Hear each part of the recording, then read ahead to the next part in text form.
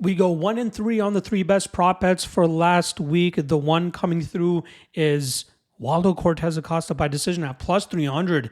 Beautiful line there. I think a lot of people are looking into the fact that Cortez Acosta finished his previous opponent and they expected him to keep those finishing ways going.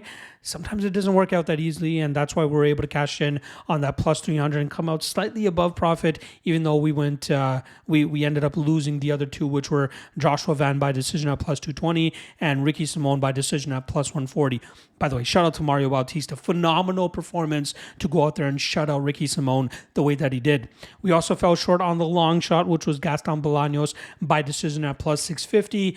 Mystifying performance from him there, right? Shout out to Marcus McGee. The guy's a killer, but I thought that Bolaños, with his history and his striking background, would be able to be the better striker of the two. But he looked like he was moving in sand. Like, he looked like he had no shot of winning that fight within the first couple minutes. So I knew I had to rip up that ticket as soon as he got dinged the first couple times. But I really thought he'd be able to come on and at least put together a better technical performance. It was horrible. So we rip up the long shot there. All right, I got another three best prop bets for you guys for this weekend's card, as well as a long shot spot. Just a quick reminder, if you're looking for KSW action, which also goes down this weekend, you can find that on the Patreon page where I have quick picks listed for every single fight, as well as which track plays I'm actually going to be going with. And then the MMA Fight Archive. If you enjoy doing your own studying, we got over close to 3,000 fighter profiles on there right now with direct links to past fights for all of these fighters coming up on these upcoming MMA cards, not just the UFC, but 14 to 15 other promotions that we got covered. Check it out. Link for that in the description below as well. All right, let's get right into these three best prop bets that we got for you guys. The first of which is going to be the first fight of the night, where we got Jimmy Flick taking on Malcolm Gordon. I'm going to go with Jimmy Flick by submission at plus 315. I think this line is whack, considering that both these guys are BJJ guys, but I clearly think that Flick is the better jiu-jitsu player here. Malcolm Gordon is known for his BJJ black belt, but he is not of the level of Flick. Flick is kind of unorthodox and very difficult to deal with when he's able to get you to the mat. Even if that's off of his back or if he's able to find that top position, he is so good in terms of keeping his opponents on the mat and eventually working to a dominant position where he's going to be able to seek a finish. I think Gordon is solid, but facing another BJJ black belt like this and Jimmy Flick, I think he's out of his hitting zone here. I'm going to go with Flick by submission, especially at plus 315. No-brainer shot there. Second best prop bet that I got for you guys is another submission prop, where we got Jillian Robertson by sub coming in at plus 140. She takes on Poliana Vienna, who is another BJJ specialist as well. But the difference here is going to be Robertson's ability to dictate the pace with the wrestling advantage she should have in this matchup. I expect her to change levels at a certain point when Vienna throws some wild and reckless shots, as she's known to do. And once she's able to get that top position, I think Robertson will do a good enough job in terms of biding her time to get to a dominant enough position to sink in a choke or an armbar. I personally think it's going to be a spot where Vienna gives up her back, and then we see Robertson sink in the rear naked choke. But at plus 140, I think that is the best win condition for Jillian Robertson, which is why I'm going to take her to win by sub at plus 140. And the final best prop bet I have for you guys is going to be Mike Malott by sub at plus 115 as he takes on Neil Magny. There's two types of fighters that Neil Magny normally comes up short against.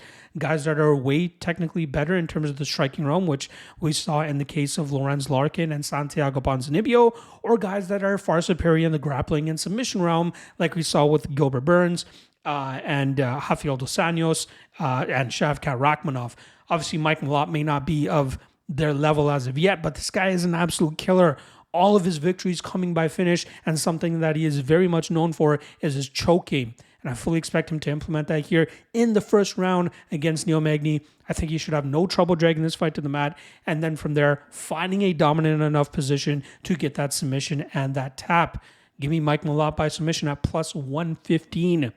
The final spot that I have for you here is the long shot. And again, gonna slightly cheat here by putting two spots which kind of go hand in hand. Sean Strickland round 4 plus 1,200. Sean Strickland round 5 plus 1,500. This should be a high action, high output fight where both guys go out there and try to assert their dominant style. Both guys like to move forward, but I think it's going to be eventually Sean Strickland who gets the better of it, marching Drickus down and eventually finding that finish. If you want to be safer, maybe you can add in the round 3 prop for Sean Strickland, which I think would be around that plus 900 mark. But I think that this does creep into rounds 4 and round 5. And I think from there, we'll see Strickland really up the ante, really start working the body, and that should open up a finishing opportunity for him.